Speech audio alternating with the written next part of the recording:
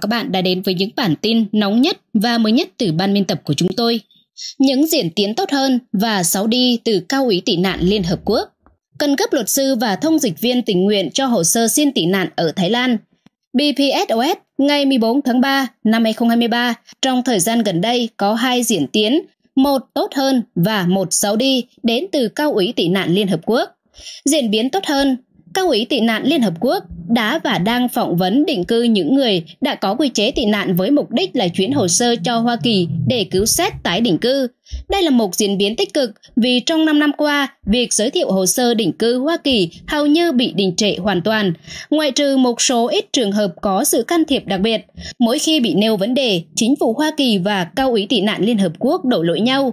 Hoa Kỳ giải thích rằng họ chỉ có thể cứu xét định cư những hồ sơ đã được cao ủy tị nạn Liên Hợp Quốc chuyển đến. Ngược lại, cao ủy tị nạn Liên Hợp Quốc cho biết là đã chuyển cho Hoa Kỳ rất nhiều hồ sơ mà đến nay vẫn dồn đóng, chưa được giải quyết định cư. Quả vậy, chỉ tính riêng số hồ sơ được cao ủy tị nạn Liên Hợp Quốc giới thiệu đến cuối năm 2017, hiện còn 80.000 người tị nạn còn dồn đóng, chưa được giải quyết định cư. Từ hơn một năm qua, BPSOS liên tục kêu gọi các quốc gia nhận định cư cùng với cao ủy tị nạn Liên Hợp Quốc giải quyết tình trạng bế tắc này để định cư toàn bộ số 5.000 người đã có quy chế tị nạn, trong đó có 1.000 người Việt ở Thái Lan trước khi cao ủy tị nạn Liên Hợp Quốc bàn giao việc thanh lọc người xin tị nạn cho chính phủ Thái Lan. Tháng 10 vừa qua, nội các Thái Lan đã chuẩn duyệt thể thức thanh lọc người xin lánh nạn. Đây có thể sẽ là một nguy cơ lớn cho người tị nạn vì một là chưa có sự bảo chứng nào rằng tiến trình thanh lọc của chính phủ Thái Lan sẽ công bằng và tuân thủ các quy tắc và tiêu chuẩn quốc tế về bảo vệ người tị nạn. Tiền lệ gần đây nhất là khi chính phủ Thái Lan thực hiện chương trình thanh lọc thuyền nhân Việt Nam trong những năm đầu của thập niên 1990 mà kết quả đã được chứng minh là đẩy giải bất công. 2. Vì chính phủ Thái Lan chưa ký Công ước Liên Hợp Quốc về người tị nạn, họ sẽ không công nhận tư cách tị nạn mà chỉ xác minh người cần được tạm thời bảo vệ. Tình trạng được bảo vệ có thể bị chấm dứt bất kỳ lúc nào, và trên nguyên tắc ngay cả những người đã được cao ủy tị nạn Liên Hợp Quốc công nhận tư cách tị nạn cũng có thể bị truất quy chế được bảo vệ.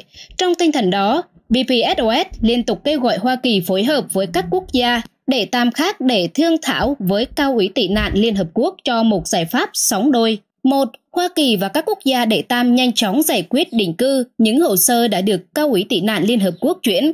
2. Cao ủy tị nạn Liên Hợp Quốc tiếp tục giới thiệu các hồ sơ tị nạn còn kẹt ở Thái Lan cho các quốc gia nhận định cư. Cuối năm 2022, trợ lý Ngoại trưởng đặc trách chương trình tị nạn của Hoa Kỳ đã đến Thái Lan để họp bàn với cao ủy tị nạn Liên Hợp Quốc, chính quyền Thái Lan và một số tổ chức phi chính phủ có kinh nghiệm bảo vệ người tị nạn, bao gồm toán pháp lý của BPSOS ở Thái Lan. Trong thời gian sau đó, chúng tôi ghi nhận số hồ sơ được cao ủy tị nạn Liên Hợp Quốc phỏng vấn định cư và chuyển cho Hoa Kỳ đã tăng lên. Đó là một dấu hiệu khả quan. Diễn biến 6 đi.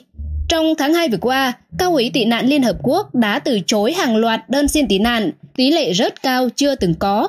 Trong khi đó, thời hạn nộp đơn kháng cáo bị trút xuống chỉ còn là 30 ngày so với 60 ngày trước đây. Nhưng ai không nộp đơn kháng cáo kịp trước thời hạn, hồ sơ xin tị nạn sẽ bị đóng. Sự kiện này có những tác động tức thời. Luật sư của chúng tôi bị quá tải vì lượng đơn kháng cáo vượt quá khả năng của số luật sư hiện có. Mỗi luật sư tối đa chỉ có thể thực hiện 2 đơn kháng cáo mỗi tuần nếu muốn bảo đảm phẩm chất. Chúng tôi hiện chỉ có 2 luật sư ở Thái Lan và đang cần huy động thêm luật sư ở ngoài Thái Lan để phụ thêm. Chúng tôi cũng cần thêm các thông dịch viên tình nguyện biết tiếng Việt, tiếng Ede, tiếng Zrai, tiếng Hơ Mông và tiếng Khmer, vừa để giúp các luật sư phỏng vấn người xin tị nạn, vừa để phiên dịch các giấy tờ quan trọng. Do phải dồn mọi năng lực để làm đơn kháng cáo, chúng tôi phải tạm đình chỉ việc mở hồ sơ xin tị nạn cho những ai mới đến, cũng như là phải đẩy lùi việc mở lại những hồ sơ đã bị đóng. Luật sư của chúng tôi sẽ phải ngừng việc can thiệp hồ sơ định cư. Thay vào đó, mục sư Jordan Smell thuộc Tòa án dân sự của BPSOS ở Thái Lan sẽ đảm trách hoàn toàn việc liên lạc với cao ủy tị nạn Liên Hợp Quốc và các tòa đại sứ trong mọi vấn đề liên quan đến định cư tị nạn. Chúng tôi e rằng trên đây không chỉ là sự kiện ngẫu nhiên xảy ra một lần rồi thôi, mà chỉ dấu của khuynh hướng mới của cao ủy tị nạn Liên Hợp Quốc trước khi họ bàn giao tiến trình thanh lọc cho chính phủ Thái Lan. Nếu quả vậy thì chúng tôi và người xin tị nạn phải chuẩn bị để đối phó lâu dài với một chính sách rất là bất lợi cho người xin tị nạn. Để sẵn sàng cho tình huống xấu đi này, chúng tôi kêu gọi các luật sư người Việt ở hải ngoại và các người có thể giúp thông dịch hoặc phiên dịch trong các ngôn ngữ Việt, Ede, Sarai, Hờ Mông và Khmer. Hãy ghi danh tình nguyện để giúp các đồng bào đang xin quy chế tị nạn. Xin liên lạc với chúng tôi qua email bpsos@bpsos.org. Xin chân thành cảm ơn. Kính chào quý vị và các bạn đã đến với những bản tin nóng nhất và mới nhất từ ban biên tập của chúng tôi. Những diễn tiến tốt hơn và xấu đi từ Cao ủy tị nạn Liên Hợp Quốc. Cần gấp luật sư và thông dịch viên tình nguyện cho hồ sơ xin